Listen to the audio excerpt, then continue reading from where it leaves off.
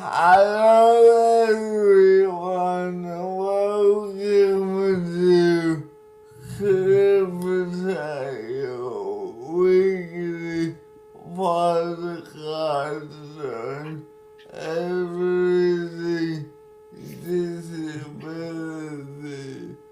With us is Ibby and look who shows up. Tim, welcome back. It's great to be back. Yeah, welcome back, Timothy, and thank you, Jonathan, for having us on the show once again. So, Jonathan, tell us, what are we going to be talking about today? So, today we're going to be talking about independence assessment.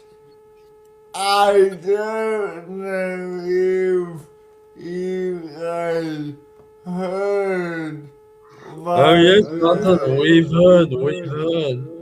Have you heard the news, Timothy and David? Yeah, I have. So, do you want to just inform us, Jonathan?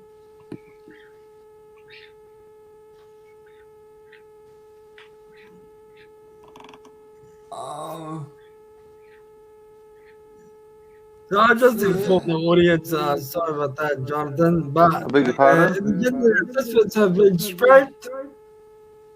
There's no more independent assessments. Good job to all those that got involved. So how does that make you feel, Jonathan? Well, it's a relief because I was feeling the worst that a lot of participants will be kicked off the scheme. Yeah. Sounds exciting, man. Look, I felt really, I really felt that kind of excitement when I heard the news. And also, I want to congratulate all those advocates that spent their time, writing a letter to the minister. What are your thoughts on that, Timothy? How do you feel? I think it's really good that they've said that they're going to cancel the independent assessments as they stand, but I'm also cautious because they say that they're going to come up with some sort of alternative. So the alternative is what I'm keen to see. Oh yeah. Me too. Look, this thing isn't going away. We just gotta be cautious of that. Thanks for pointing that out, Timothy. Look, but I guess it's up to us as a community to come together and raise our voices and advocate for ourselves. So, like I say, bring it on. And so, if they want to continue going down that path, then we as disability advocates are ready to stand up for our rights. And I guess we are ready to, take control of our lives and not be in control of others. Welcome, David. Are you with us? No, David has some IT issues going on. So, Tim, what did you think about the way independent Hello, everyone. assessment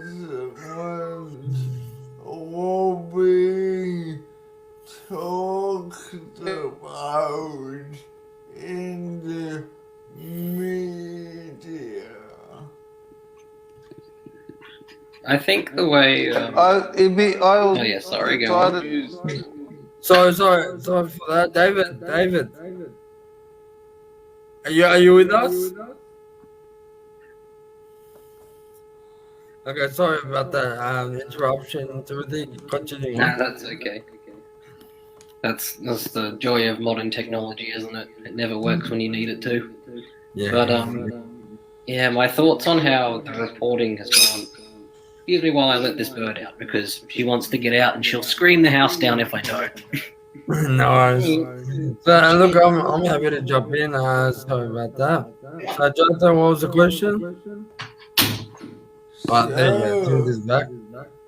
All right, I'm back. Got rid of the bird, so now I can actually speak without her wanting to scream. But yeah, my thoughts on the reporting around independent assessments being cancelled. It's been relatively positive, but there has been a few, I guess, media outlets that haven't used very positive terms, and one in particular, I won't name them, so we don't get ourselves into any trouble. But I'd say it's a more conservative paper that's titled after the country and quite well read. But the way that they referred to people with disabilities wasn't correct. They used the terms that we call othering. So, in short, they were referring to us as the disabled, which is not on, and that's not on because it puts us, in this sort of bracket where we're seen as like less than or an excluded group.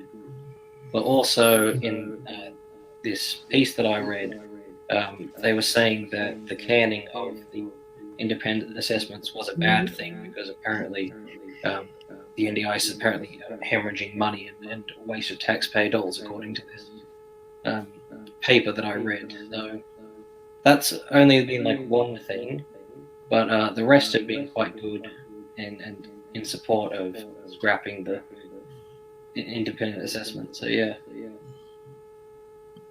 Yeah, and I agree with you, Timothy. Kind of makes us feel like we're less valued. We're not important, categorizing everyone as, as being like an object rather than human being. Yeah. And I think it's also important to point out because the argument that it's popped up in not just this paper that I read, but a few media outlets take this stance of that the NDIS is like a waste of money or people are abusing the system and wasting taxpayer dollars. It's not a case of that at all. If we didn't have the NDIS in place, it would be costing taxpayers a lot more because people with disabilities wouldn't be getting the support they need, and with that, their health would get worse, so then they end up in hospital, or even worse, and that would be even more cost to taxpayers. So to have a system in place where we are supporting people with disabilities to make sure they don't end up in situations with poor health or poor living conditions, I think it's really vital that we have more disabled voices in this space. And in particular, it doesn't sit right with me that like the head of NDIS or whatever you want to call her isn't a person with a disability. I think a person with a disability, or not just a person with a disability, multiple people with disabilities should be in that space making the decisions, because at the end of the day, we're the ones that have the lived experience, but also we understand what others could go through. And I don't feel like an able-bodied person in Parliament knows what is right for a disabled person living like an average Joe type thing. Yeah, exactly. I agree, and I don't see a reason why the CEO of the agency can't be sort of in a way elected by party participants because I do get our government appointee can necessarily represent participants. Exactly, and from my understanding, the NDIS when it came around was designed to help people with disability live the lives they want to choose. They have the voice control and also I forgot the third one, and having choice as well. And the NDIS was designed to support individuals to live independently and make decisions independently. And now they're bring on these independent assessments and whatnot. That sort of, limits our ability to, live the life we want to choose. So it doesn't make sense. And I don't know if you agree with me, guys, but it does not make sense. Yeah, I absolutely agree. And the biggest issue that I saw with the independent assessment model that they had, a few big issues actually. The whole thing was a big issue, to put it bluntly. But if you really break it down, it's dehumanizing to have someone come in and ask you what you can't do, and then you don't get any support, like psychological support from that, because I imagine that would be a very traumatizing thing to have someone come into your home, into your personal space, and they basically comb through all of your conditions and your requests with a fine-tooth comb, and just really, it feels like it's quite invasive. But also, if you have people observing you in your home, you could have a day where you're doing better, and some days you do worse than others. But if they catch you on a good day and your condition isn't as bad or something, and they deem that to be not as severe, then your funding will get cut because that's what they see. So there's a lot of issues with that model, and I'm glad they got rid of it. So in a way, I'm kind of hanging out to see what this new model they're going to propose is, because I'd like to hope it's going to be quite different from what they first said they would do. Yeah, that's right. We just got a comment here from Patricia. So she said that I'm ever so happy that the government has abandoned the new assessment criteria for the NDIS. What a disgrace that would make you resit the exam. Yeah, and I'm with you all the way. Yeah, look, Tony, to be honest with you, the government is working backwards. And that's not a good thing for us with disability, because we need to be more inclusive, a more inclusive society. We need help from these governments. So for them to put a limitation on us is gonna cause a burden between us and society. Yeah, I agree.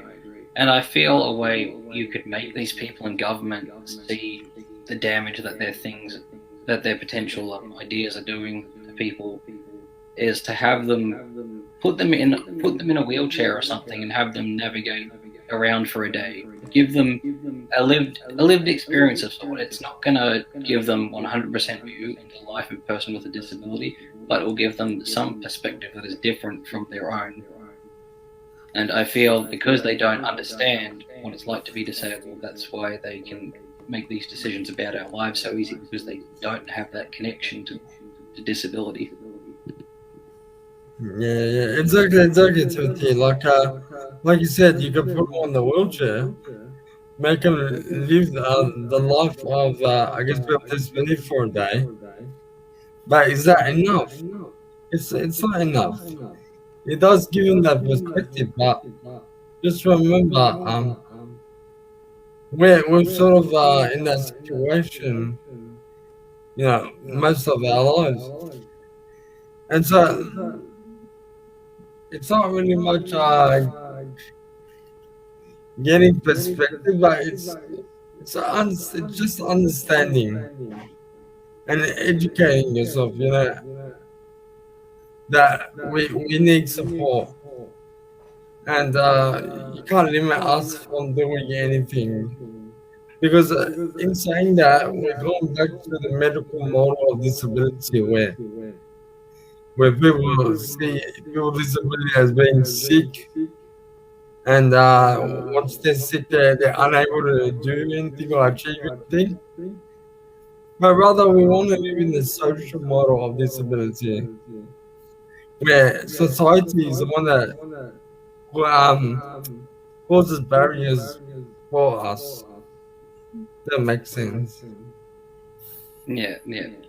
Well, from my experience in occupational therapy, I think both models have like their good and bad. Like in my own practice, I'd use a mixed model. So I understand that yes, disability can be like a physical thing with a person's body, but that's not necessarily the entire reason why they can't do something. Like yes, society is also a barrier. But for instance, if you have someone with a chronic condition that can vary, go up and down, you have to have the understanding in place that there is like things in a person's body that can affect how they're able to do things.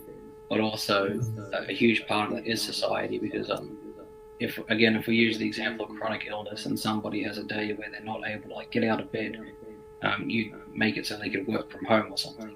You find ways to like adapt it. Yeah, exactly. What are your thoughts on that, Jonathan? I think that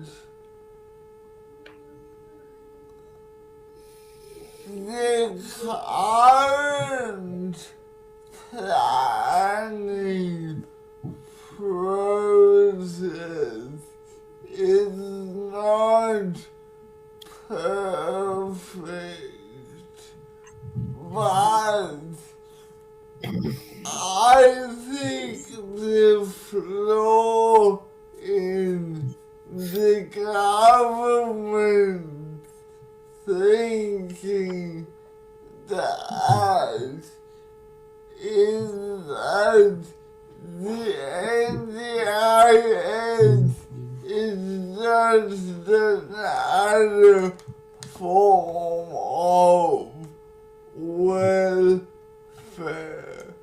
So somehow we as a community need to shift the dominant attitude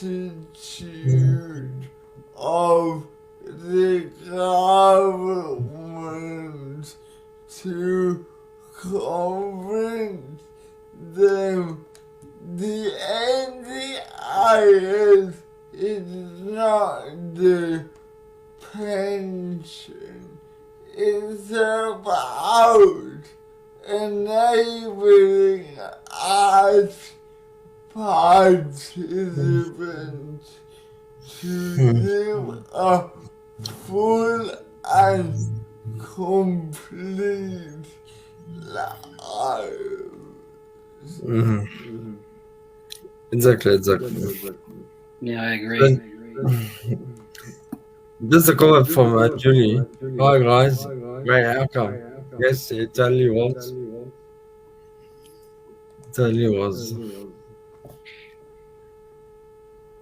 So yeah, any final thoughts on this before we wrap up? No, I don't really have any final thoughts other than I just want to see what their next step is and see if it is any better than what they previously suggested, because disability advocates, they've worked so hard to get to this point, and we really don't want to be given some alternative that's like worse than the initial thing they suggested. So, yeah, that's my thoughts for now. No, that's good stuff. Good stuff.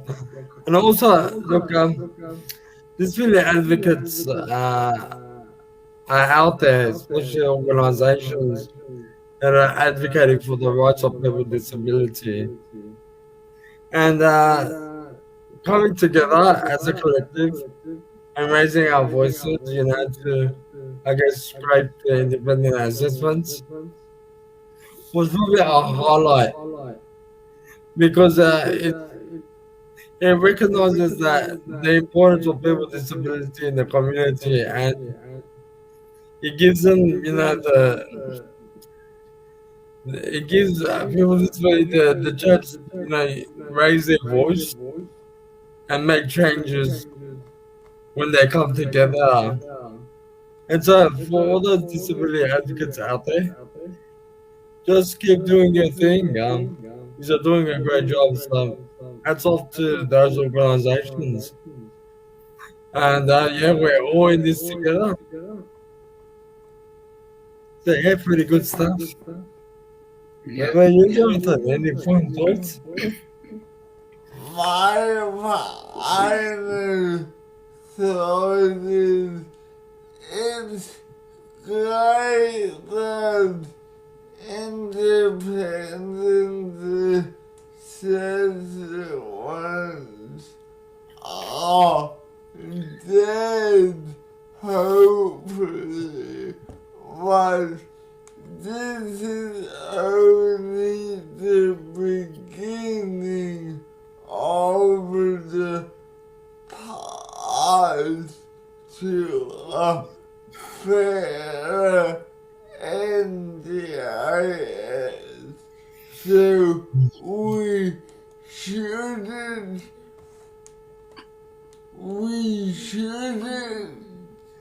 let off the pressure.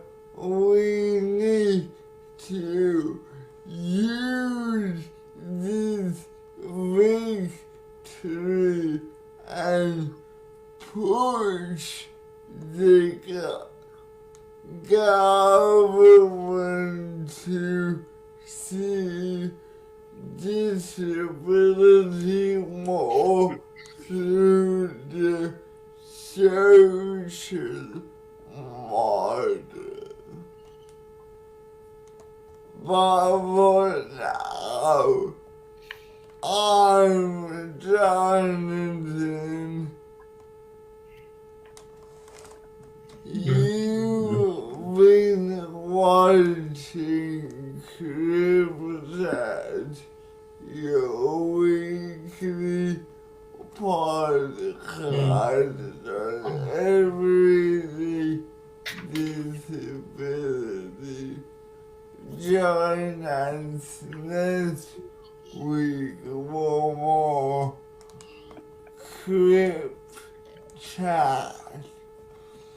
Bye bye. See you guys. Yeah, bye.